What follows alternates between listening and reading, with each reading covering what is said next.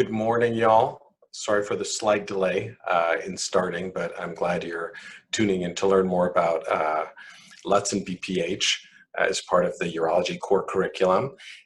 First, I'd like to thank the team at UCSF, including the residents, Michelle and Kirsty as well, in their organization and planning during this tumultuous time where we're having to reinvent ourselves as urologists, educators, students, residents.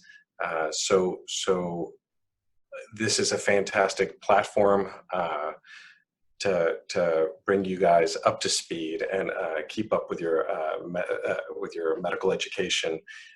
So very happy that you can participate, and so grateful for UCSF for the invitation and allowing us to do this. My name is Ricardo Gonzalez. I'm an associate professor of urology at Texas A&M and Houston Methodist here in Houston, Texas. I'm the program director for the Urology Fellowship in Female Pelvic Medicine and Reconstructive Surgery, which is FPMRS. But today we're talking about male LUTS and the BPH core curriculum. And this will be basic. At the end, we'll have some opportunity to have your questions answered.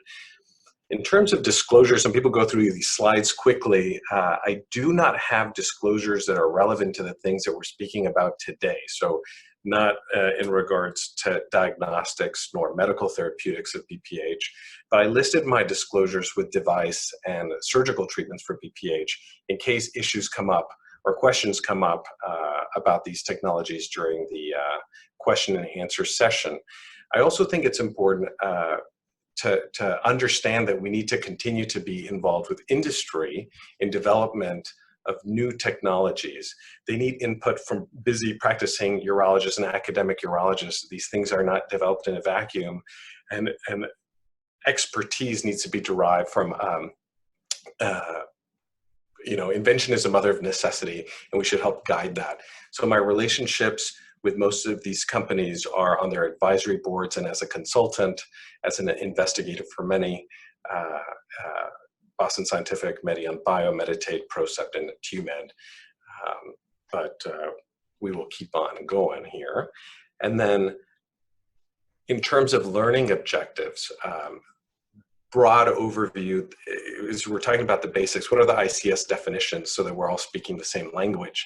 We talk about anatomy, physiology, epidemiology, pathophysiology, and then how do we evaluate the male patient with LUTS? We'll go through the AUA and EAU guidelines briefly, and then talk about the non-invasive management options, so behavioral modification medical therapy, during which we will have a poll.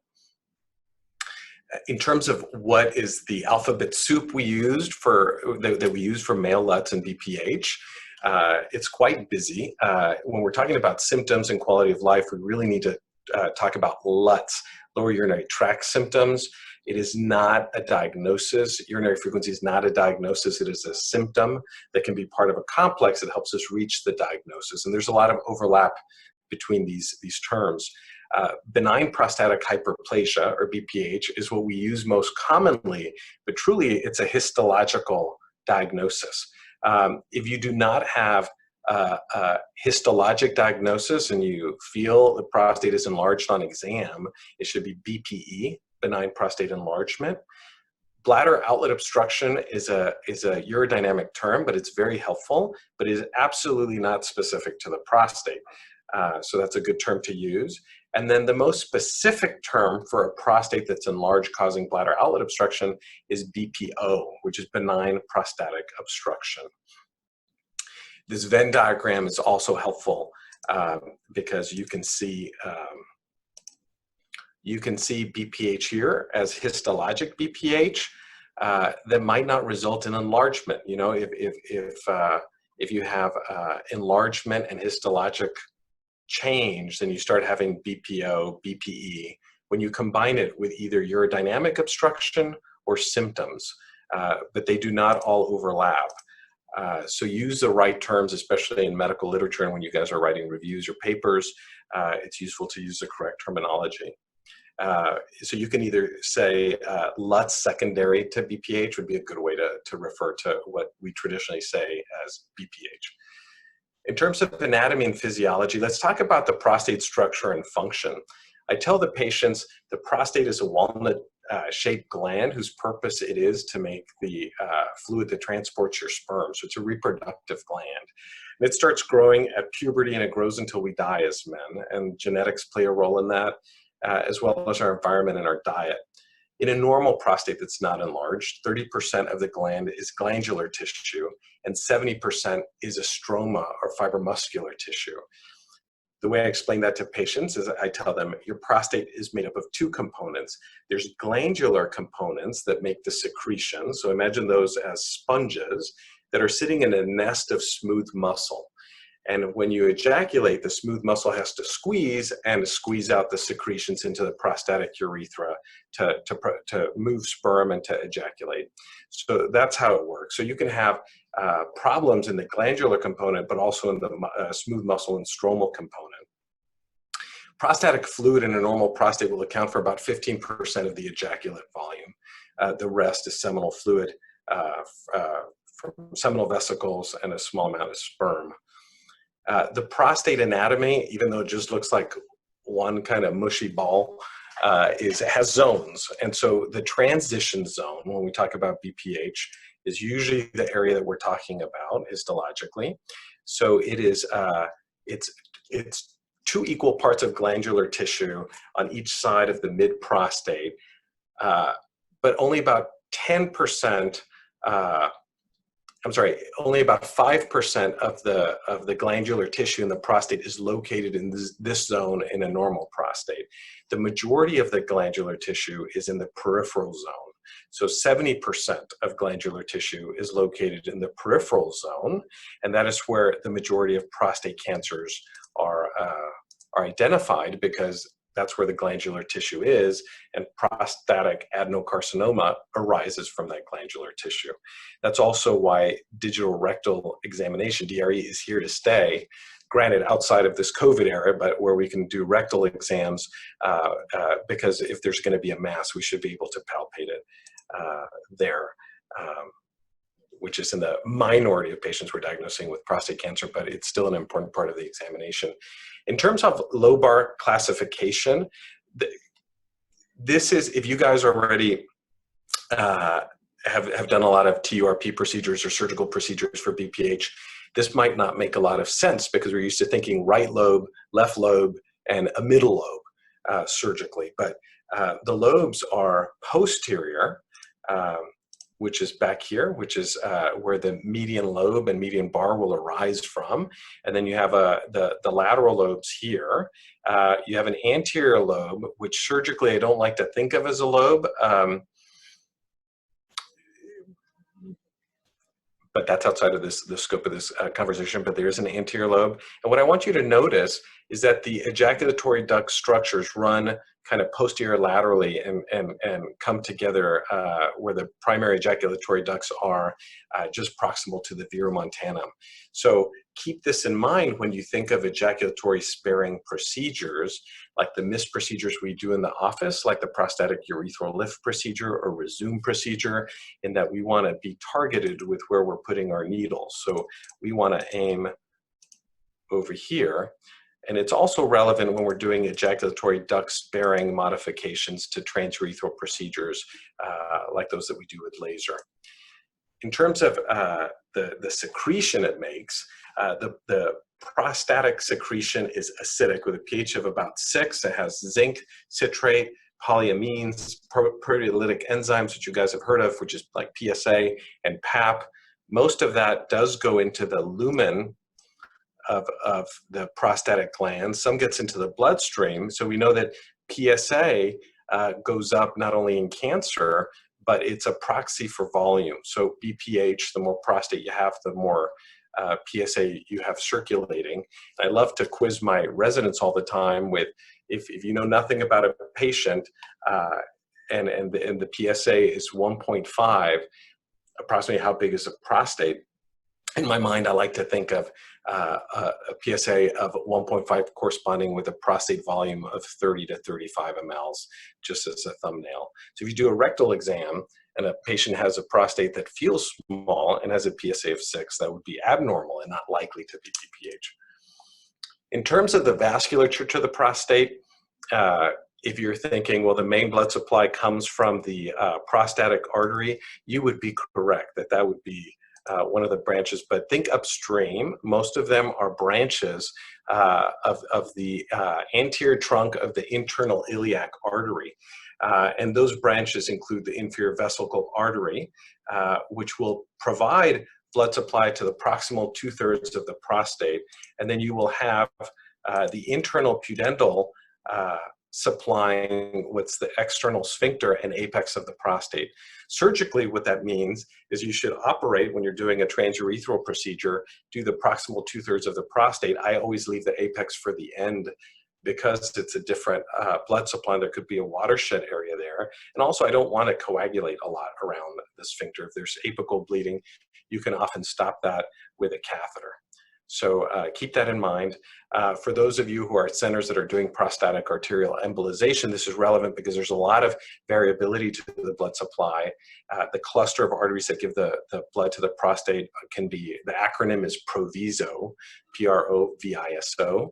And the technique used to embolize is the perfected technique, which is out of University of São Paulo, Dr. Carnevale, where you do a proximal embolization first, and then you drive through that and do a distal embolization of as many of the arterial branches to the prostate that you can. In terms of epidemiology and pathophysiology, LUTs are extremely common. If you just look at the decade of men in their 70s, 50% of them are going to have BPH. But if you widen the window and look at men who are between 45 and 80, 90% will have some element of lower urinary tract symptoms. And then in terms of the number in the US with clinical BPH, which would be prostate enlargement with LUTs, it's about 6.2 million. So you have to look at who's likely to progress and who's likely to have symptoms. Well, some predictors include age, prostate volume, and PSA. We know that as we age, whether we are men or women, LUTs increase, but so does BPH. But not all of the symptoms of LUTs are directly attributable to the prostate enlargement, because as women age, they have an increase in LUTs and they don't have prostates, right? So, but age is an independent predictor of LUTs prevalence and severity as we, over time. Hormones, we know that there's a direct relationship to the pathophysiology of prostate growth when we talk about testosterone and hormones. However, there's a lack of data to find the direct relationship. We don't know whether hypogonadism or correction of hypogonadism directly long-term would impact LUTs with aging. There are some effects on PSA that have been described, but it's beyond the scope of this conversation, but hormones do play a role. Inflammation clearly plays a role. Men who have elevated PSAs, who have a prostate biopsy and don't have cancer, you will likely either have NIH class 4 prostatitis, so inflammation, or BPH, and or both, enlargement, histological BPH, and inflammation. And then genetics and race play a role independent of environment. So whereas there's some patterns we can see, and there's racial and ethnic disparities in LUTs with aging that have been described, we know environment is such an important factor. You look at Japanese men and you look at the incidence of BPH with LUTs, it's one thing, but you move a Japanese man to North America, like to Hawaii or the US, and you give them the North American lifestyle, and LUTs will increase and prostate volume will increase, probably because of the meat and dairy intake or whatever it is that we have here in North America. And then, so the pathophysiology of growth can happen in different ways, but let's focus on the glandular component, where testosterone is metabolized by 5-alpha reductase to DHT, which is 5 times more potent in the prostate to stimulate growth.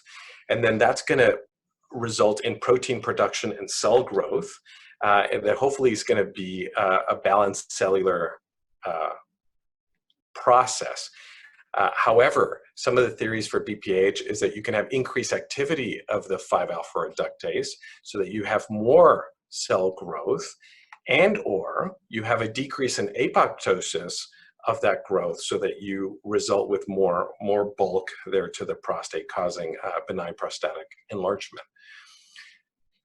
In terms of the more stromal components and the fibromuscular component, we're talking more about autonomic system innervation of the prostate. And the parasympathetic role would be to stimulate glandular production of the prostatic fluid. And then the sympathetic or adrenergic stimulator results in smooth muscle contraction. Earlier, I talked about a smooth muscle nest that has to squeeze the sponge of the juice. So that alpha-1 adrenergic activity is what helps propulse fluid into the ejaculatory ducts. So maybe increase alpha-1A receptor activity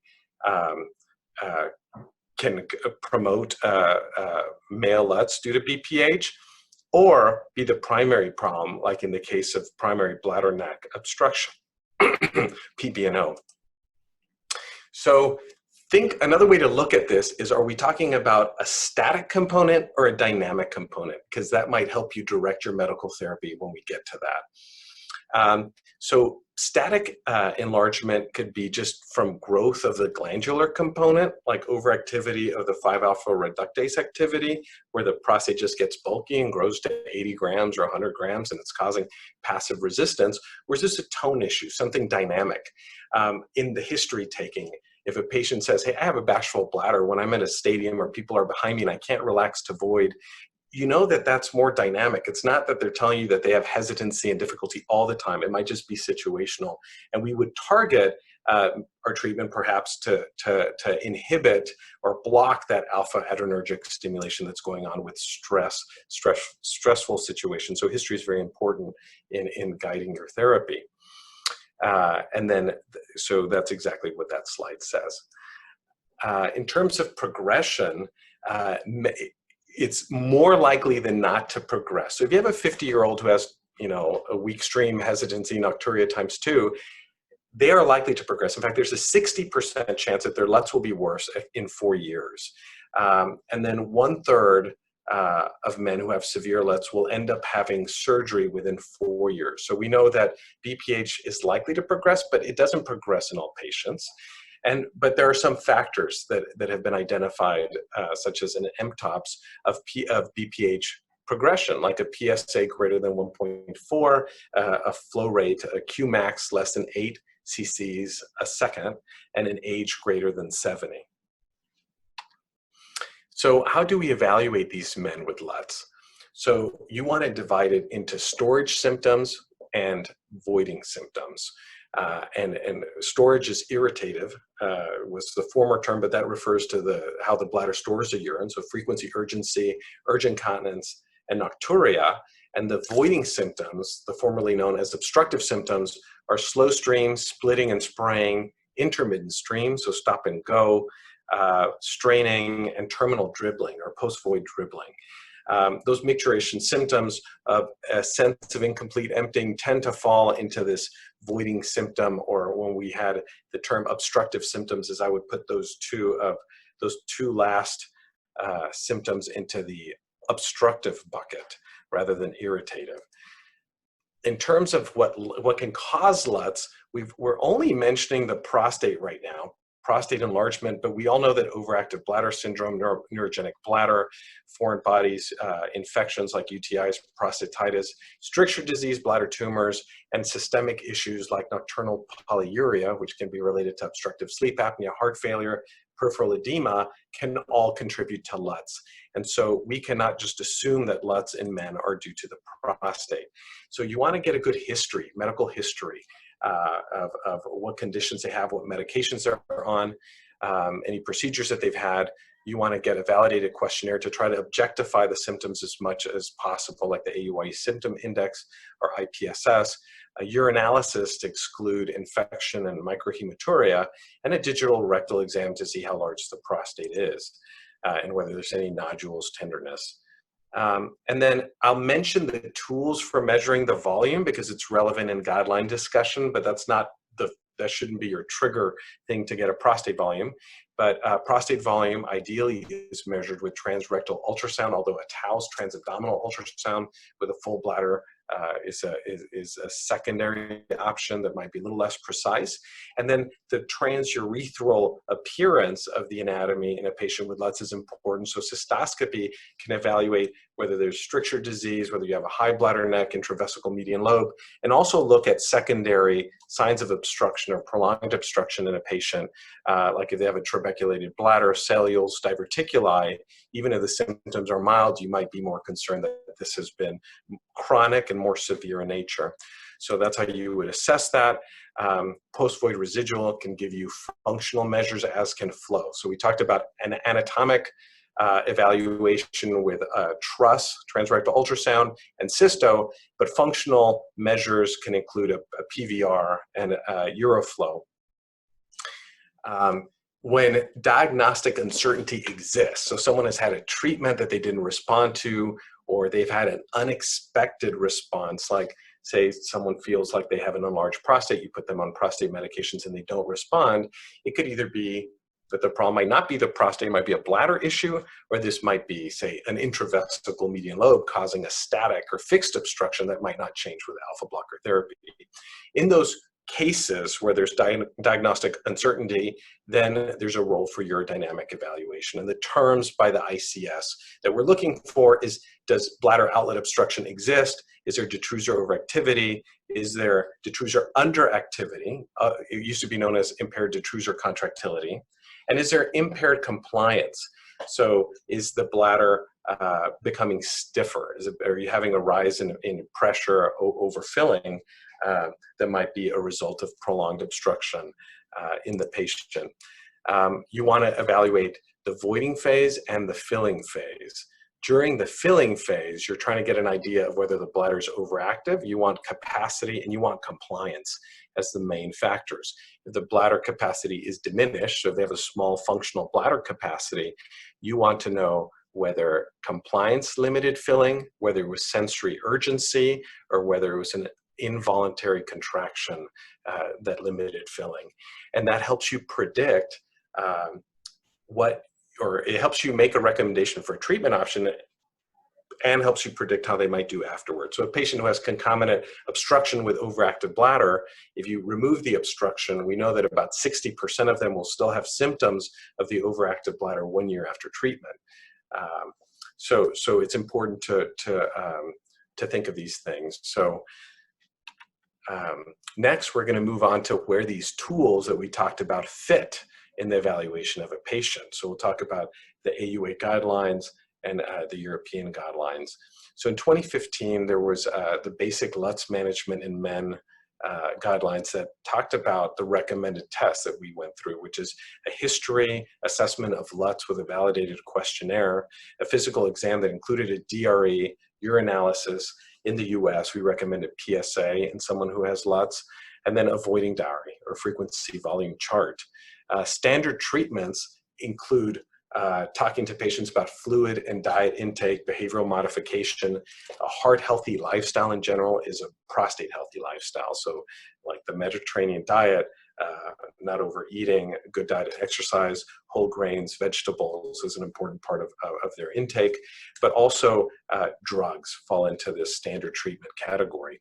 In patients who have complicated LUTS, they can go into their appropriate evaluation pathway. So abnormal DRE, like a nodule, hematuria, abnormal PSA, pain, an active infection, a palpable bladder, so asymptomatic retention, and neurologic disease, so MS or Parkinson's.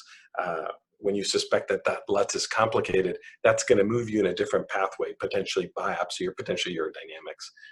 In terms of detailed management after the basic management in these guidelines, you still need to evaluate the frequency volume chart or avoiding diary and validated questionnaires. But now this is where the optional tests of a flow rate and residual urine come in.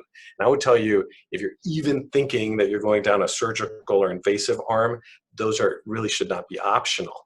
And then you discuss the options for a patient.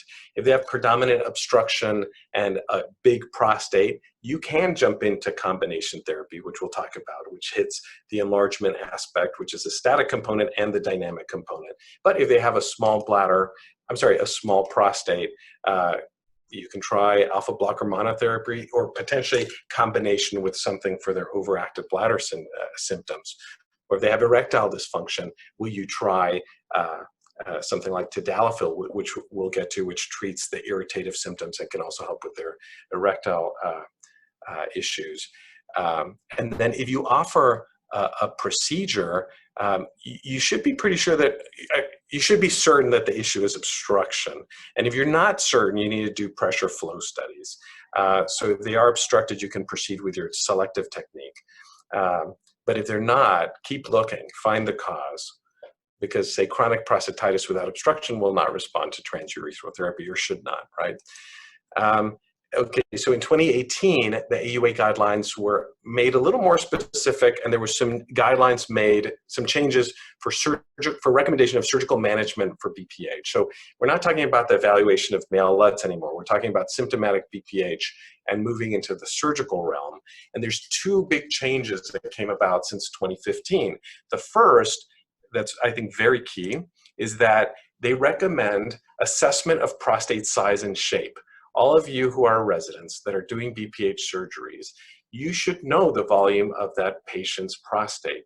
But you know, some people, a DRE is not enough anymore. They need a, you know, they've had a biopsy before, try to get the transrectal ultrasound volume, MRI, but you need to know the size and shape, because the guidelines have become more specific, because our arsenal has increased. We're in like a renaissance of treatment options for the prostate. And the change here is that if you have a medically complicated patient, or you have a large prostate, lasers are favored, and enucleation procedures, independent of whether you're doing enucleation with bipolar energy, holmium, thulium, green light, is probably the safest way to tackle a big prostate in a medically complicated patient. So if someone's at a higher risk of bleeding or just has more comorbidities, this would just be a safer approach. So you can't be surprised if you get into bleeding complications. If you go in to do a monopolar TURP in a gland you thought was 60 grams, it ends up having been 150 because your finger didn't reach. And I mean, I just think it's inexcusable now to not know the size of the prostate before you take them to the OR. That's just basics. And then, so the 5 main indications for who absolutely needs surgeries, you guys know this: renal insufficiency, refractory retention, recurring infections, recurring gross hematuria from prostate varices or from BPH proper, and then patients who fail medical therapy, and that could either be inefficacy of the medical therapy or intolerance of the medical therapy. Cost I put into the bucket of intolerance, but fortunately the medicines we use for BPH are mainly generic and very inexpensive. And then obviously if a patient has a diverticulum of the bladder and it's asymptomatic and bladder capacity is normal, that's not something that you need to buckle in there, and that's part of the guidelines. In terms of the NICE, which is the UK guidelines, they're very similar and on point with what we talked about. And the European guidelines are similar. There's a little discussion here about ultrasound, looking at renal function if you have a significant PVR, which is a little bit of difference, but that should be basic urological management of these patients. So now that we're getting into management options, we're going to talk about behavioral therapy and medical therapy. I'll try to go through this quickly, and this is where we have our poll coming up. So, so behavioral changes, what is meant by that, and self-management? I tell my patients that as they age, their bladder thermostat becomes less sensitive. And I say, when you're hearing music or you're listening to somebody, do you ever feel like they're either whispering or screaming? Like they can't hear the music and they turn it up until it feels really loud. They lose that mid-range kind of sensation that can happen in the bladder as we age. And so that could be a contributor to frequency and urgency and urge incontinence in men who have LUTS. So I tell them, so where it says their bladder training, what I tell them is don't wait till you really have to urinate. If a couple of hours have passed, like every even hour, 8, 10, 12, 2, 4, 6, if you haven't urinated, go urinate. Empty your bladder. An empty bladder won't leak. and it just gets them in the habit. Also, take your time in the bathroom. If they're not done emptying, they can spend a little more time in there and try to empty the best they can. That'll give them more functional bladder capacity so that the amount retained is less. They should know that over-the-counter medications may affect this, like alpha agonists, like decongestants, that can clamp down on the bladder neck and cause hesitancy. Also, stimulants and diuretics that are found naturally in food, like caffeine, alcohol, spicy foods, may worsen these symptoms. And if they're not going to be near a bathroom, they might want to limit that. For nocturia, this is key. Limit fluid intake 2 hours before bedtime. Make sure they're not taking their diuretics in the evening. But say it's someone with peripheral edema. If someone has swollen legs and they're already on furosemide, and you know that, and you ask them, hey, when are you taking that furosemide? If they take it in the morning, how long does that last? Last 6 hours, last 6 hours. In the morning, that's when their legs are the least swollen. So the effect of the drug is worn off before they've been sitting all day and their legs have swollen. So I often move the diuretic, if it's furosemide or any of these loop diuretics, to around noon or 2 o'clock in the afternoon, after they've started eating and mobilized and have sat down, to try to clear that fluid out of their legs, combining that with leg elevation and or compressive hose. In men who have the phenotype, they might be having sleep apnea. We know obstructive sleep apnea causes elevation in A&P production as we sleep and increases fluid production. So if someone's snoring, has daytime fatigue, has hypogonadism, screen them for OSA, because nocturnal polyuria could be a contributor. And all of those are key points. We haven't even gotten to medicines. Active surveillance is someone where maybe they don't have a lot of LUTS, but on exam you feel an enlarged prostate. Well, counsel them on diet and exercise and what the symptoms are, so you can watch them, encourage them to have annual exams and PSA. In terms of phytotherapy and herbal therapies, these are not in our guidelines, and this is a core curriculum talk, but they don't change the PSA. Beta-sitosterol is the most active ingredient in these. Get the information from the patients when they tell you they're on something, but we do not recommend phytotherapy as a primary therapy for these issues. In terms of medical therapies, let's get on to the meat of this. We know that there's two general categories that we've used a long time, and then one novel category, which is the PDE5 inhibitors. But alpha blockers relax a smooth muscle, as we've spoken about, and that's in the bladder, neck, and prostate. They do not. I tell patients it's almost like Tylenol for a brain tumor. We're treating the symptoms, we're not treating the bulk. So alpha blockers fall in that category. And then alpha-1 subtypes are what facilitate the effects and promote the side effects of these drugs in men. So they're not all the same. We know alpha-1A is the one we want to target because that's the one that's highest represented in the smooth muscle of the prostate, bladder, neck, and seminal vesicles. The more we target that, the more we relax the prostate, which means the more we're likely to cause the ejaculatory side effects like anejaculation. And then alpha-1B is in the blood vessels, and that can cause orthostatic hypotension. Alpha-1D is in the nasal passages, bladder and spinal cord. It can cause nasal congestion or a postnasal drip. FYI, tamsulosin, which is Flomax, hits that alpha-1D a lot, but now we're going to come to our poll question. Which of the following alpha blockers is the most alpha adrenergic type 1A receptor selective? So you want to consider the impact it has on the ejaculation and the risk of orthostatic hypotension. So I think you have 25 seconds to pick one. I answered it as well to help your numbers. I'm hoping you guys know this. And you can see several listed there. Those of you who answered silodosin are correct. So Rapaflo is the most selective alpha-1A drug on that list. And you can see here, I'm trying to put the slide in front of you guys, that doxazosin and terazosin are listed as the non-selective drugs that have the highest risk of orthostatic hypotension, with tamsulosin, silodosin being more selective. I will tell you that 1 out of 3 men who you give silodosin to will have anejaculation. You have to warn them about it. The men who tend to have it are the ones who tend to have severe LUTS. So the men who improve with LUTS the most are the ones who are likely to have the anejaculation risk. They should also know that it wears off within 24 hours. So if they're having that symptom, they can either stop it or they can avoid the medicine on the days that they're sexually active. In terms of non-selective drugs, we have to worry about orthostatic hypotension in frail patients. And so we'll talk about that in a second. So flow rate improves within 8 hours for the selective alpha-1A blockers, and it's within 4 hours for silodosin in prospective studies. But they also have the highest rate of the dry ejaculation.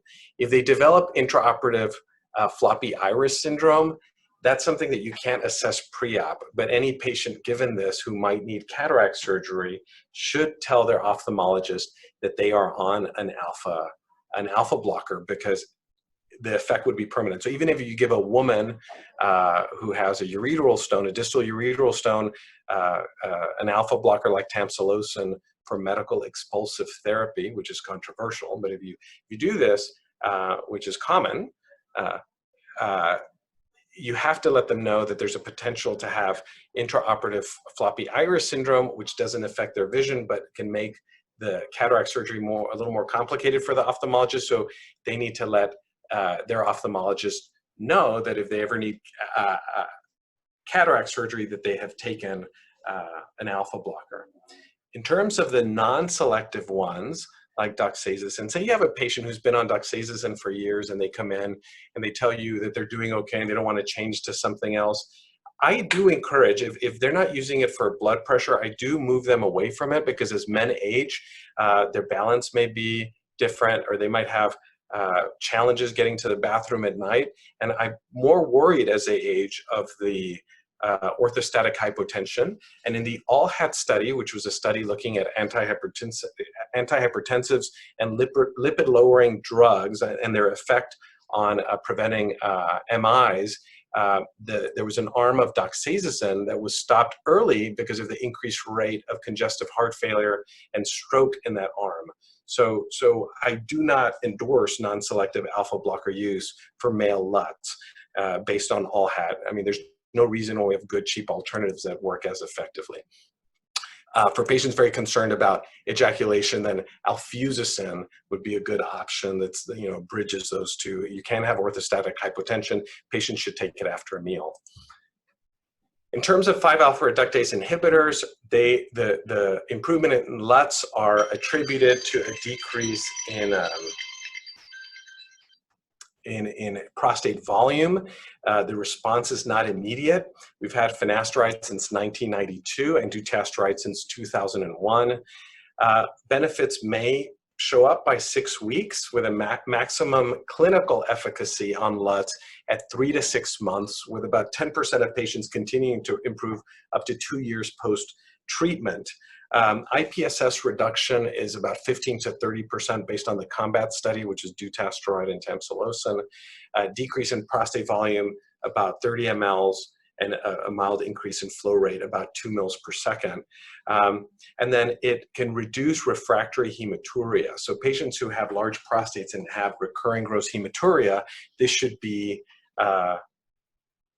low on your shelf to grab. And the reason that's relevant is it reduces prostate size by blocking. We talked about blocking conversion of testosterone to DHT. But DHT is a growth factor, which means it's angiogenic. These drugs are anti-angiogenic. They reduce the microvascular density in the prostate. So you can decrease bleeding prostates that are bleeding.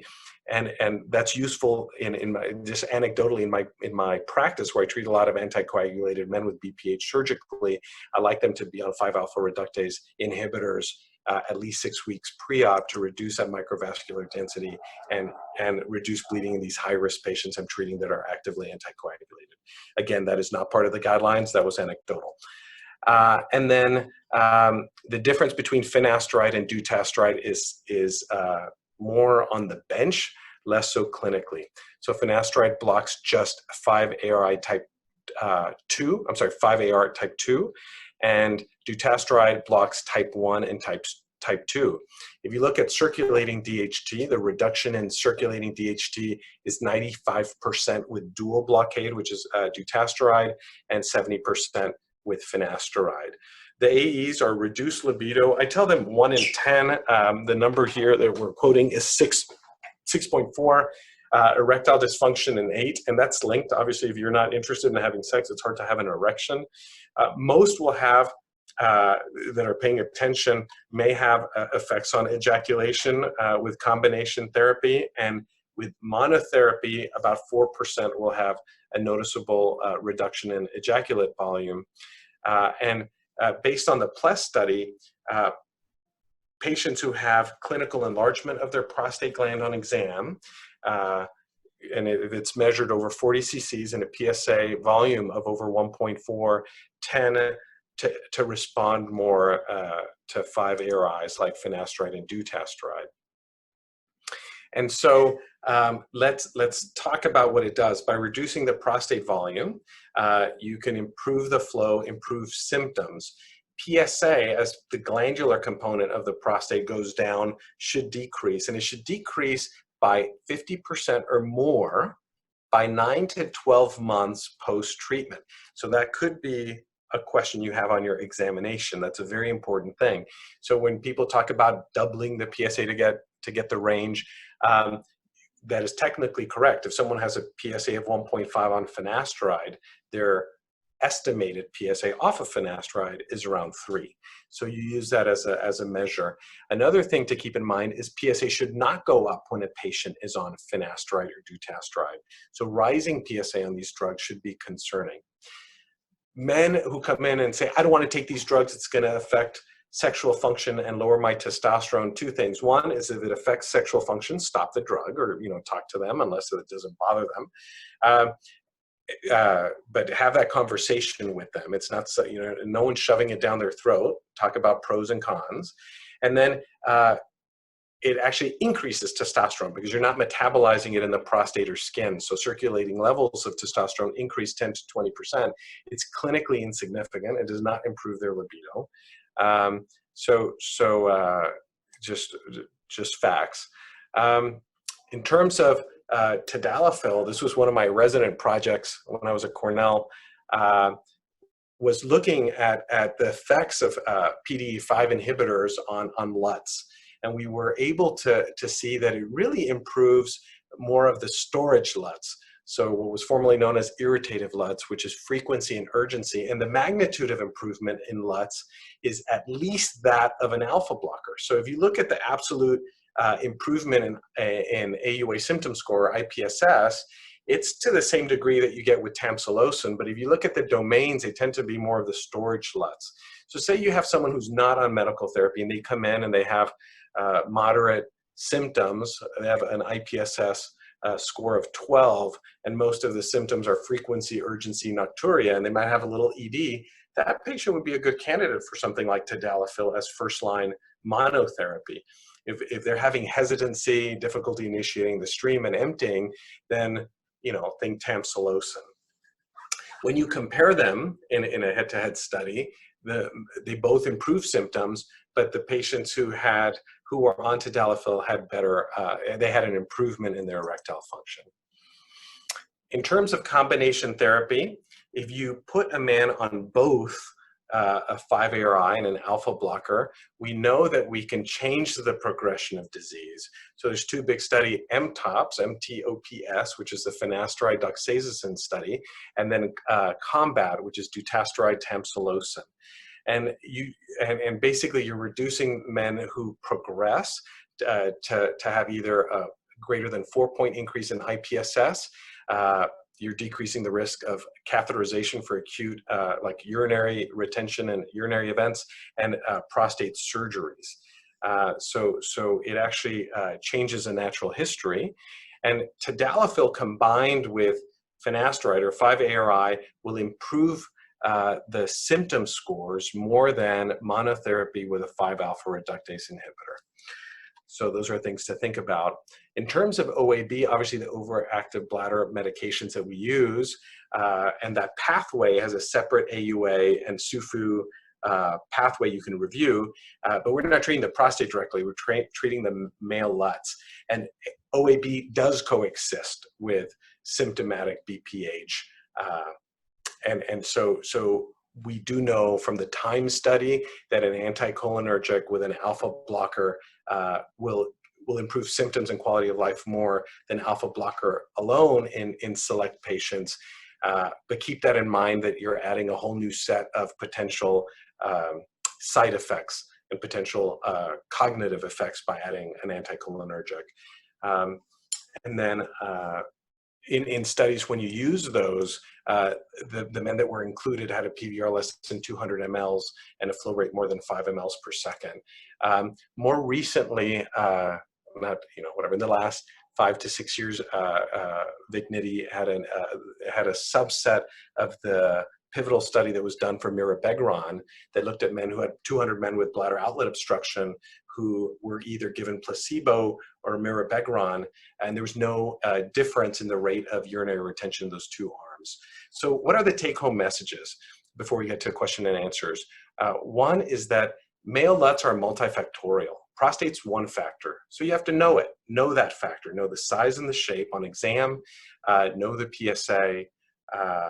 And then if you're getting closer to doing an intervention, study this, get more information, look at the outside anatomy, like I call it with TRUS, and internal anatomy with cystoscopy. And then if that doesn't answer your question or you need more information, then you need functional studies like flow and PVR or potentially urodynamics if they have failed other treatments. And then you want to pair the treatment option to the patient goal. We've talked about how to dissect the symptom and try to predict what medicine works for what BPH phenotype. So if someone has more of a dynamic obstructive picture, that they only have issues in public bathrooms or in stadiums or movie theaters urinating, but if they're at home, they're urinating fine, alpha blocker therapy is good, just as an example. Is the patient sexually active or not? Are they trying to conceive or not? What is, you have to take this into account. And then big picture, you want to match high-risk patients to low-risk procedures, because men who have this problem tend to be older, and as we age, we have more comorbidities. I will stop right there and welcome any questions. All right. Hi, I'm Kenan Celtik. I'm a third-year resident here at Methodist. All right. So kind of starting with, there's a lot of great questions, but first one, does DRE alter the serum PSA if drawn shortly after exam? So a normal, gentle digital rectal exam should not alter the PSA value to a significant amount. But if it is in your means to avoid that as an issue, like if you're a urologist, you should structure it so that if you think the patient needs a PSA, to have it drawn before you do the prostate exam. So if you do an aggressive, like if you're doing a VB3 culture or looking at post-ejaculatory urine specimen, and you've done a vigorous prostate massage, absolutely you're going to affect the PSA value. So try to avoid it if you can, but a gentle rectal exam shouldn't make a big difference. Ejaculation, though, I do counsel my patients if they're coming in for their wellness checks to have avoided ejaculation 2 days prior. 1 day might be enough, but I say 2 days before, don't ejaculate. And if they've had an elevation, I try to say, hey, when they drew this, do you remember you had sex that morning or the night before? Did you masturbate or ejaculate sometime around that testing? So I think it's relevant to ask these questions and just to try to plan around it. More data is useful. All right. Next question. When and I guess who would you get urodynamics in to assess for OAB in the context of someone who you also think maybe have enlarged prostate? Sure. If someone has frequency, urgency, and urge incontinence, and on exam the prostate seems enlarged, and I treated them, or someone has treated them with an alpha blocker, so you've treated the obstructive ideal, with a medicine, and they don't respond to something that is prostate specific, then I start thinking, okay, this man has overactive bladder. And the next question is, does he have overactive bladder and histologic BPH or BPE? Is the prostate also enlarged? Because I tell men, look, you can have a prostate problem, you can have a bladder problem, or you can have both. And some men need treatment of both. So for example, I tell them your bladder stores the urine, and when your bladder has to pee, it has to squeeze and pass the urine past the prostate. So it's like a pump and a valve. If that valve is too tight and the bladder is having to do more work, it's like lifting weights. If I lift 10 pounds with this arm and 50 pounds with this arm in theory will bulk up more. If the bladder's doing more work, the bladder wall gets thick, which is going to make the bladder smaller and less elastic. So over time, untreated obstruction results in an overactive bladder because you're causing muscle hypertrophy. When you finally take this man to have surgical therapy at some point and you unobstruct that patient, did you change their bladder? The answer is no, not immediately. They'll have some improvement in bladder capacity if they're emptying better, but you really have to let time work on that bladder and decrease improve the compliance over time, and they may need medical therapy. So it's good to say, hey, you might have a bladder problem and a prostate problem. They may be linked. We may have to address both, but setting expectation is going to help improve patient satisfaction with your surgical intervention if urgency, frequency, and nocturia persist. All right, next question. Are the effects on with regard to 5-ARIs, are the effects on libido that are caused, are those reversible? Okay, so that's a very complex question. So short term, I tell my patients that effects on libido should be reversible. And we should experience an improvement in symptoms and be able to gauge adverse effects within about 3 months of them starting the drug. Because you'll see sexual side effects. Let's just say 1 in 10 will have sexual side effects on initiation of 5-ARI therapy. De novo risk goes up about 2% per year. So there's a small increase after that, but most of it is up front. And I say, if you're having those symptoms and you're not improved, then we can stop it, and those effects should be reversible. But where people talk about things like post-finasteride syndrome for people taking finasteride 1 milligram or Propecia for hair loss, they've been on it for decades. So if you've been on this medicine for decades, there could be an effect of libido that is permanent, but I don't know if it's drug related or whether this is something that, you're 20 or 30 years older and you have developed it could be hypogonadism, but a decreased libido for other reasons. When you stop the drug, those symptoms may persist because you're just that much older. So it's hard to dissect out on people who are on long-term therapy, but you need to have a conversation in every encounter and visit that you have with them, because if it's something bothersome, it's absolutely not something that they need to be on. If you're, there's so many good options, and men should not sacrifice their sexual health if it interests them for urinating better. I mean, I've dedicated half of my life to that. The other half is female, but the male half is improving LUTS and not messing up sex. So that's, keep that conversation active with your patients. All right, next question. After a TURP, when do you stop 5-ARIs and alpha blockers? Or post? Perfect. Thank you. So TURP, I don't do a lot of TURPs because I prefer laser. We do actually I do TURPs post radiation, do bipolar TURP post radiation, but just everyone else I either do laser vaporization incision technique. I do enucleation. We do aquablation, Resume, Urolift, iTind, and then we're doing. So I touch on all of our commercially available treatments. And I will tell you that men who are having TURP-like procedures, so lasers and TURPs, I stop the alpha blocker 3 to 4 days after. So I just say stop it 3 to 4 days after surgery. And the 5-ARI, I say stop it when you have not seen blood for 30 days. So my patient population is one of large prostates and high-risk patients. So I say once you haven't bled for about 30 days, go ahead and stop the 5-alpha reductase inhibitor. It ends up being about a month after surgery. Right, and we have a kind of a few questions that kind of on the same area. So for a patient with their first time having a bladder stone, do you assume that it's BPH and treat the prostate surgically, or do you treat the bladder stone and start them on medical therapy for BPH?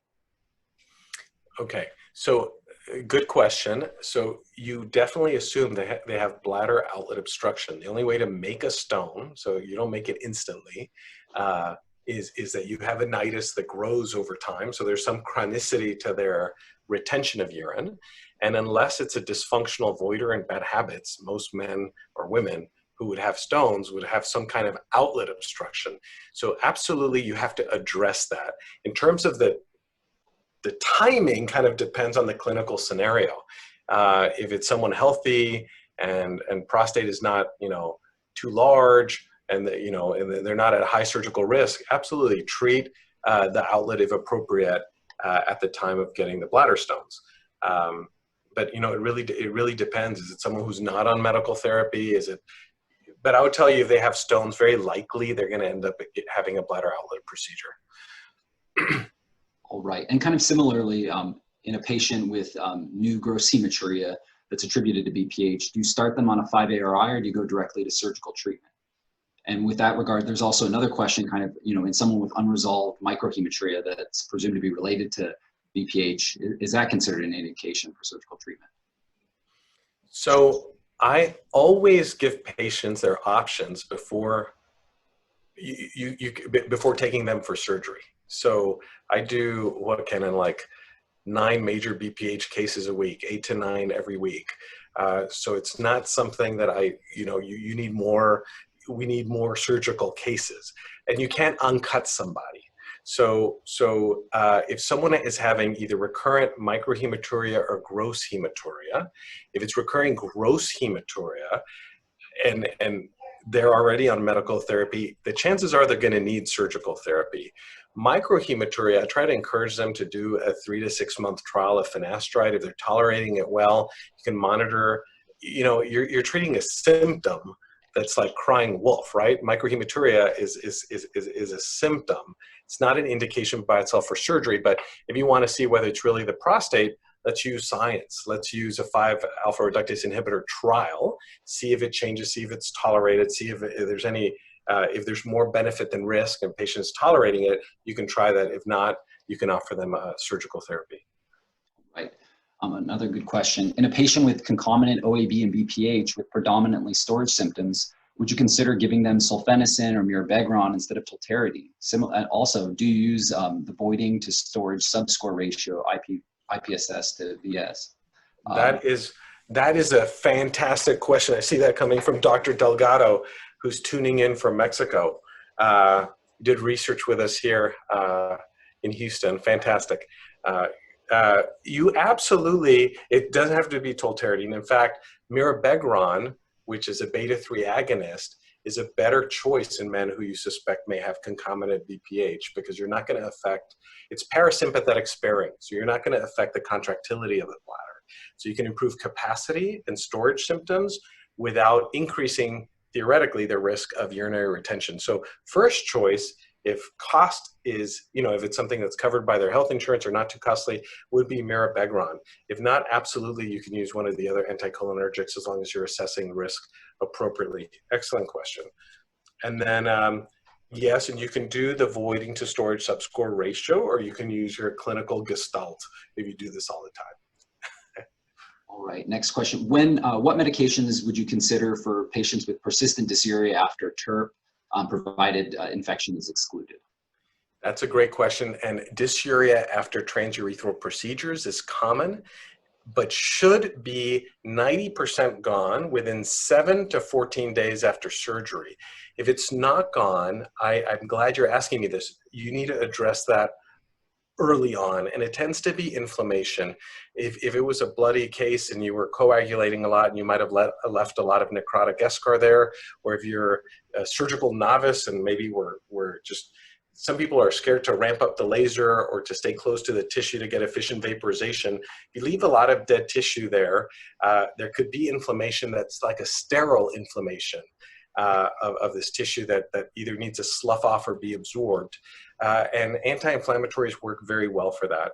What I do is if a patient after 7 days is having dysuria, and dysuria to the point, I say, are you willing to take a phenazopyridine, which is pyridium or azostandard? If they're taking a medicine for it, that would be abnormal. If they're like, I just feel something. I say, well, if you're urinating on a wound, you're just conscious of it, that's something. But if it's painful for them to urinate, you need to treat that before they get into this neuroinflammatory loop, and it's harder to treat further on out.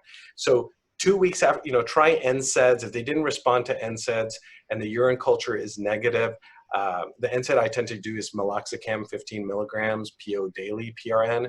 If they don't respond to that within a week and their urine is sterile, I will give them a Medrol dose pack, so methylprednisolone dose pack to bring down the inflammation. That helps most of it. The other thing is listen to them. Say, does the burning start before you urinate?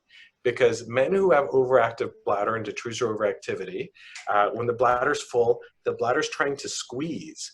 And as it's trying to squeeze, it's going to stretch the surgical wound where you operated, and that's going to result in pain. So if a patient says that it's associated with that, you can try an anticholinergic that is excreted intact in the urine, like solifenacin. So you'll have a systemic effect and a topical effect. Or trospium are drugs that you take orally and show up intact in the urine and may help topically and also by calming down the bladder. So listen to the patient. I have a white paper on this. I think Boston Scientific has a white paper on treating postoperative dysuria that you all can ask for or get. All right. I think we're over time, but a lot more great questions. We'll make sure to answer them on the website. But thank you, everyone, for tuning in. Thank you, guys.